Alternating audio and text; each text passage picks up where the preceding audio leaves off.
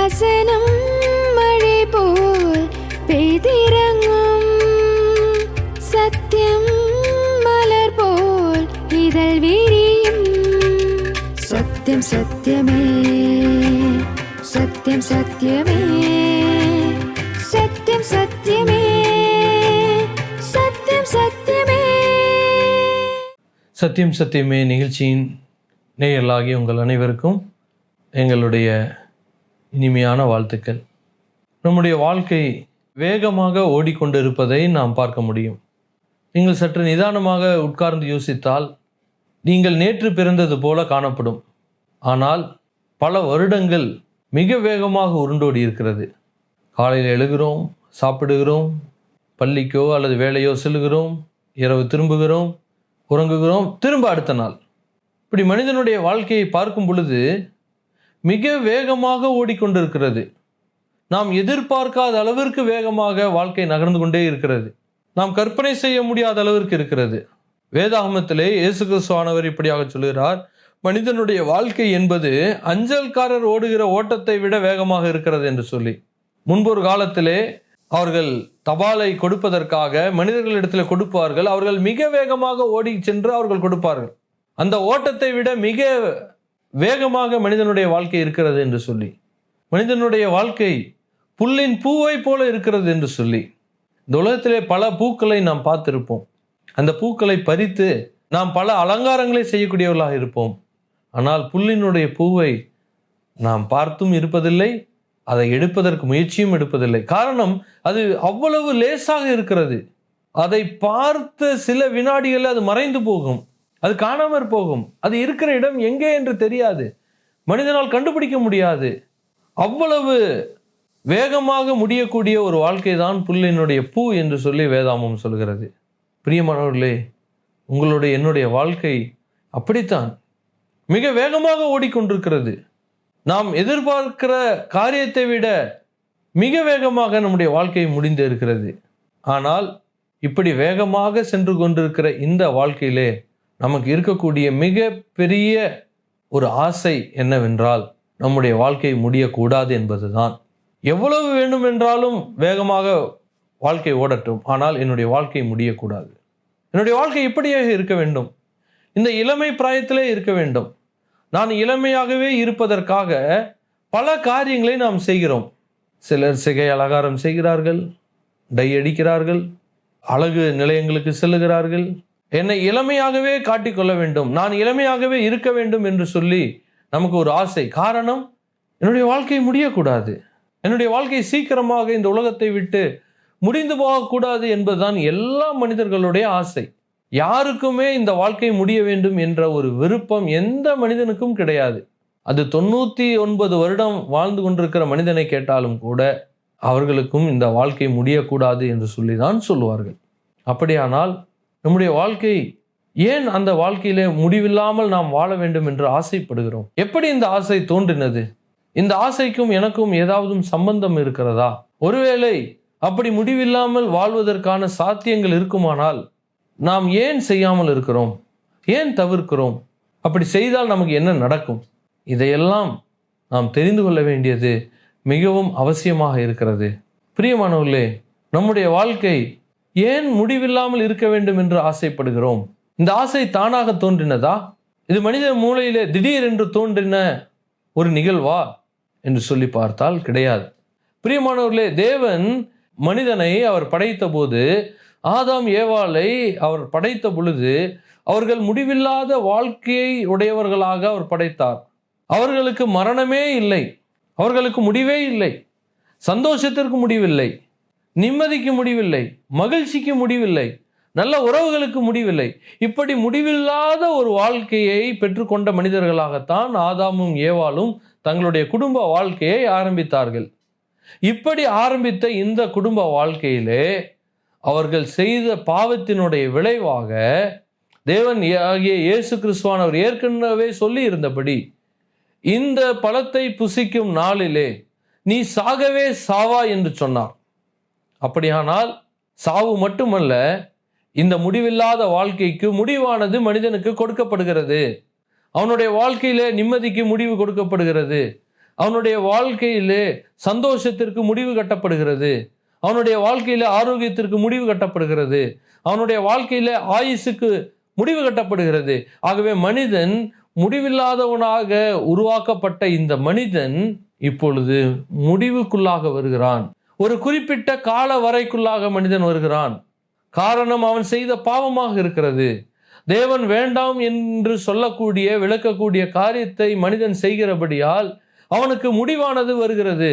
எனக்கு அன்பான பிரியமானவர்களே, உங்களுடைய வாழ்க்கையிலே முடிவில்லாத வாழ்க்கை வாழ வேண்டும் என்று ஆசைப்படுவது உங்களுக்கு இயல்பாக தோன்றினதல்ல.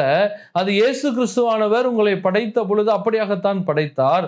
ஆனால் நாம் செய்கிற பாவமானது நமக்கு முடிவை கொண்டு வருகிறபடியால், நமக்கு அழிவை கொண்டு வருகிறபடியால் அதிலிருந்து நாம் விடுதலை பெற வேண்டும் என்பதற்காக நாம் முயற்சி எடுக்கிறோம். நாம் தேவனுடைய தண்டனையிலிருந்து விடுதலை பெறுவதற்காக நாம் முயற்சி எடுக்கிறோம். ஆகவே மனிதன் பல காரியங்களை அவன் முயற்சி எடுக்கிறான். இந்த முடிவுடக்கூடிய இந்த காலகட்டத்திலே அவன் முயற்சி எடுக்க ஆசைப்படுகிறான். நான் எப்படியாவதும் என்னுடைய பணத்தை பயன்படுத்தி, என்னுடைய அதிகாரத்தை பயன்படுத்தி, என்னுடைய செல்வாக்கை பயன்படுத்தி நான் இந்த முடிவில்லாத வாழ்க்கையை வாழ வேண்டும் என்று ஆசைப்படுகிறான். ஆனால் அவனுடைய வாழ்க்கையிலே மிக வினோதமான துரதிர்ஷ்டவசமான காரியம் என்னவென்றால், அவன் முடிவை சந்திக்க நேரிடுகிறது. ஒரு முடிவில்லாத வாழ்க்கையை பற்றி இந்தியாவை சார்ந்த ஒரு நபர் அமெரிக்காவிலே ஒரு புத்தகத்தை ஆங்கிலத்தில் எழுதினார். ஆனால் அவர் 49 வயதிலே அவர் தன்னுடைய வாழ்க்கையை முடிக்க வேண்டி நேர்ந்தது. அவருக்கு மரணம் வந்தது. அவருடைய வாழ்க்கையிலே முடிவில்லாத வாழ்க்கையை பற்றி நான் உங்களுக்கு சொல்லுகிறேன், நீங்கள் பெற்றுக்கொள்ளலாம் என்று சொன்ன நபர் கடந்த சில மாதங்களுக்கு முன்பாக அவர் முடிவை சந்திக்க நேர்ந்தது. எனக்கு அன்பான பிரியமானவர்களே, இந்த உலகத்திலே மனிதன் சொன்னாலும் கூட அவனுடைய வாழ்க்கையிலே முடிவு வருகிறது. அப்படியானால் இந்த முடிவை சந்திக்காமல் இருக்க வேண்டும் என்றால் அவன் என்ன செய்தாக வேண்டும்? அவனுடைய வாழ்க்கையிலே முடிவானது அவன் செய்த பாவத்தினால் வந்தது என்று சொல்லி நாம் தெரிந்து கொள்ளும் பொழுது, அந்த பாவத்திலிருந்து அவன் மீண்டு கொள்வதற்காக, அந்த பாவத்திலிருந்து தன்னை காப்பாற்றிக் கொள்வதற்காக அவன் என்ன செய்ய வேண்டும் என்று சொல்லி வேதாமம் சொல்லுகிறது. பிரியமானவர்களே, அதை செய்யாமல் உலகத்திலே நாம் என்ன செய்தாலும் நம்முடைய வாழ்க்கையானது முடிந்து போகக்கூடிய ஒரு வாழ்க்கையாக காணப்படும். எனக்கு அன்பான பிரியமானவர்களே, உங்களுடைய வாழ்க்கை முடிந்து போகக்கூடாது என்றால் நீங்கள் இயேசு கிறிஸ்துவின் மேல் உங்களுடைய விசுவாசத்தை வைக்க வேண்டும். உங்களுடைய பாவத்துக்கு பிராயச்சித்தமாக, பாவத்துக்கு நிவர்த்தியாக இயேசு கிறிஸ்துவானவர் கல்வாரி சிலுவையிலே அவர் மரித்து அடக்கம் பண்ணப்பட்டு 3ஆம் நாள் உயிரோடு எழுந்தார் என்பதை நீங்கள் புரிந்து கொள்ள வேண்டும். அவர் மேல் உங்களுடைய முழு விசுவாசத்தையும் நம்பிக்கையும் வைக்க வேண்டியது அவசியமாக இருக்கிறது. ஆதாம் ஏவாள் தங்களுடைய வாழ்க்கையிலே முடிவில்லாத வாழ்க்கையிலே அவர்கள் பாவம் செய்தபடியால் அவர்கள் முடிவை கொண்டு வந்தார்கள். அவர்களுக்கு மட்டுமல்ல, அவர்களுக்குள் பிறக்கிற எல்லா மனிதர்களும் அந்த முடிவை சந்தித்தாக வேண்டி இருக்கிறது. நீங்களும் நானும் ஆதாமினுடைய வழி தோன்றலாக நாம் காணப்படுகிறோம். நம்முடைய வாழ்க்கையானது முடிவை நோக்கி சென்று கொண்டே இருக்கிறது. நாளுக்கு நாள் அது வேகமாக சென்று கொண்டிருக்கிறது. அது புகையை போல் அது சென்று கொண்டே இருக்கிறது. அது இருந்த இடத்தையும் ஒருவனும் அறியான். எனக்கு அன்பான பிரியமானவர்களே, உங்களுடைய வாழ்க்கையிலே பிரச்சனைகளும் பாடுகளும் போராட்டங்களும் முடிவில்லாமல் இருந்தால் அதற்கு முடிவு கொண்டு வருவதற்காக இயேசு கிறிஸ்துவானவர் இந்த உலகத்திலே அவர் மனுஷனாக வந்தார். உங்களுடைய வாழ்க்கையிலே முடிவில்லாமல் வரக்கூடிய பிரச்சனைகளுக்கு காரணம் நாம் பாவிகளாக இருக்கிறோம், நாம் அக்கிரமக்காரர்களாக இருக்கிறோம், தேவன் விரும்பாத காரியத்தை செய்யக்கூடிய மனிதர்களாக இருக்கிறோம். ஆகவே நமக்காக இயேசு கிறிஸ்துவானவர் கல்வாரி சிலுவையிலே அவர் மரித்து அடக்கம் பண்ணப்பட்டு 3ஆம் நாள் உயிரோடு எழுந்திருக்கிறார். பிரியமானவர்களே, நீங்கள் இயேசு கிறிஸ்துவை ஏற்றுக்கொள்ள வேண்டியது அவசியமாக இருக்கிறது. உங்களுடைய வாழ்க்கையிலே இயேசு கிறிஸ்துவானவரை சொந்த இரட்சகராக ஆண்டவராக ஏற்றுக்கொள்ள வேண்டியது அவசியமாக இருக்கிறது. உங்களுடைய வாழ்க்கையிலே பிரச்சனைகளுக்கு முடிவு கொண்டு வருவதற்கு இயேசு கிறிஸ்து வந்தார். ஆகவே தான் அவர் இப்படியாக சொன்னார், நானே உயிர்த்தெழுதலும் ஜீவனுமாய் இருக்கிறேன். இயேசு கிறிஸ்துவானவர் இந்த உலகத்திலே வாழ்ந்து கொண்டிருக்கும் பொழுது அவருக்கு பிரியமான லாசரு என்று சொல்லக்கூடிய நண்பர் அவர் வியாதிப்பட்டு மரணம் அடைந்தார். அவர் மரணம் அடைந்தார். அந்த மரண வீட்டிற்கு இயேசு கிறிஸ்துவானவர் சென்றார். அவருடைய உறவினர்கள், அவருடைய சகோதரி, இங்கே இருந்திருந்தால் இவன் மரிக்க வேண்டியதில்லை என்று கதரும் பொழுது இப்படியாக சொன்னால், நீ விசுவாசித்தால் தேவனுடைய மகிமையை காண்பாய். நானே உயிர்த்தெழுதலும் ஜீவனுமாக இருக்கிறேன். உங்களுடைய துயரங்களுக்கு நானே முடிவு கட்டக்கூடியவனாக இருக்கிறேன். உங்களுடைய வாழ்க்கையினுடைய பிரச்சனைகளுக்கு, போராட்டங்களுக்கு முடிவு கொண்டு வரக்கூடிய ஆண்டவராக நான் இருக்கிறேன். உங்களுடைய வாழ்க்கையிலே மரணத்திற்கு ஒரு முடிவை கொண்டு வரக்கூடிய ஆண்டவனாக இருக்கிறேன். நாம் நினைத்து கொண்டிருக்கிறோம் நம்முடைய வாழ்க்கையினுடைய முடிவு மரணம் என்று சொல்லி. ஆனால் அந்த மரணத்தையும் முடிவு கட்டுவதற்காக, அந்த மரணத்தையும் தொலைப்பதற்காக, அந்த மரணத்தை வென்றெடுப்பதற்காக இயேசு கிறிஸ்துவானவர் கல்வாரி சிலுவையிலே உங்களுடைய பாவத்துக்காக, என்னுடைய பாவத்துக்காக மரித்து அடக்கம் பண்ணப்பட்டு 3ஆம் நாள் உயிரோடு எழுந்திருக்கிறார்.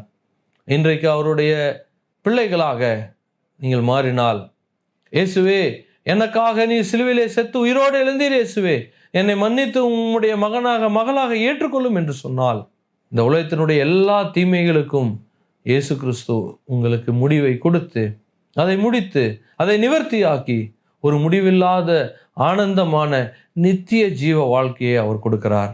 ஆகவே தான் இப்படி சொன்னார், என்னை விசுவாசிக்கிறவன் மரித்தாலும் பிழைப்பான். நானே உயிர்த்தெழுதலும் ஜீவனுமாக இருக்கிறேன். நானே ஜீவ தண்ணீராக இருக்கிறேன். நான் கொடுக்கும் தண்ணீர் உன்னுடைய வாழ்க்கையிலே தாகத்தை தீர்க்கும். இந்த உலகத்திலே நாம் தாகம் தீர்க்கப்படுவதற்கு இயேசு கிறிஸ்துவானவர் இருக்கிறார். நாம் திருப்தி ஆவதற்கான ஒரு வாழ்க்கை இயேசு கிறிஸ்துவின் இடத்திலே இருக்கிறது. நம்முடைய வாழ்க்கையிலே போதும் என்று சொல்லக்கூடிய ஒரு நல்ல வாழ்க்கை இயேசு கிறிஸ்துவானவருடைய கைகளிலே இருக்கிறது. நம்முடைய வாழ்க்கை இயேசு கிறிஸ்துவானவருடைய கையிலே ஒப்பு கொடுத்தால் ஒரு ஆரோக்கியம் உள்ள, ஒரு திருப்திகரமான, ஒரு நிம்மதியான வாழ்க்கையை இந்த பூமியில் மட்டுமல்ல, இந்த பூமிக்கு பின்பாலும் இயேசு கிறிஸ்துவானவர் கொடுக்க அவர் ஆயத்தமாக இருக்கிறார். எனக்கு அன்பான பிரியமானவர்களே, உங்களுடைய வாழ்க்கையை இயேசு கிறிஸ்துவிலே கொடுக்க நீங்கள் இன்றைக்கு ஆயத்தமாக இருக்கிறீர்களா? அநேகர் இயேசு கிறிஸ்துவண்டையிலே தங்களுடைய வாழ்க்கையை கொடுத்தார்கள். அநேக சிறைச்சாலையில் இருக்கிறவர்கள் தங்களுடைய வாழ்க்கையை இயேசு கிறிஸ்துவண்டையிலே கொடுத்தார்கள். மருத்துவமனையில் இருக்கக்கூடிய அநேகர் இயேசு கிறிஸ்துவின் இடத்திலே தங்களுடைய வாழ்க்கையை ஒப்பு கொடுத்தார்கள். குடும்பத்திலே பிரச்சனையோடு இருக்கக்கூடியவர்கள் அநேகர் இயேசு கிறிஸ்துவண்டையிலே தங்களுடைய வாழ்க்கையை கொடுத்தார்கள். சமாதானத்தை இழந்த கணவன் மனைவி தங்களுடைய வாழ்க்கையை இயேசு கிறிஸ்துவண்டையிலே கொடுத்தார்கள். அவர்கள் எல்லாரும் இன்றைக்கு இயேசு கிறிஸ்துவினால் ஒரு நல்ல வாழ்க்கையை, நல்ல எதிர்காலத்தை அவர்கள் பெற்றுக்கொண்டிருக்கிறார்கள். எனக்கு அன்பான பிரியமானவர்களே, நீங்களும் அப்படி பெற்றுக்கொள்வதற்கு இயேசு கிறிஸ்து உங்களை அழைக்கிறார். வருத்தப்பட்டு பாரம் சுமக்கிறவர்களே, நீங்கள் எல்லாரும் என் அண்டையிலே வாருங்கள், நான் உங்களுக்கு இளைப்பாறுதல் தருவேன் என்று சொல்லி உங்களை அழைக்கிறார். உங்களுடைய வாழ்க்கையை இயேசு கிறிஸ்து அண்டையிலே கொடுங்கள். முடிவில்லாத பிரச்சனைகளுக்கு அவர் முடிவை கொடுப்பார். முடிவில்லாத துயரங்களுக்கு அவர் முடிவை கொடுப்பார். முடிவோடு இருக்கக்கூடிய உங்களுடைய வாழ்க்கைக்கு முடிவில்லாத சந்தோஷமான நித்திய ஜீவ வாழ்க்கையை அவர் கொடுக்க ஆயத்தமாக இருக்கிறார். காரணம், அவர் செத்து உயிரோடு எழுந்திருக்கிறார். நீங்கள் இன்றைக்கு அவரிடத்திலே வேண்டி அவரை ஏற்றுக்கொண்டால் உங்களுக்கு கொடுக்க அவர் ஆவலோடு காத்து கொண்டிருக்கிறார். இயேசு கிறிஸ்துதாமே உங்களை ஆசீர்வதிப்பாராக. ஆமென். சத்யம் சத்யமே, சத்யம் சத்யமே.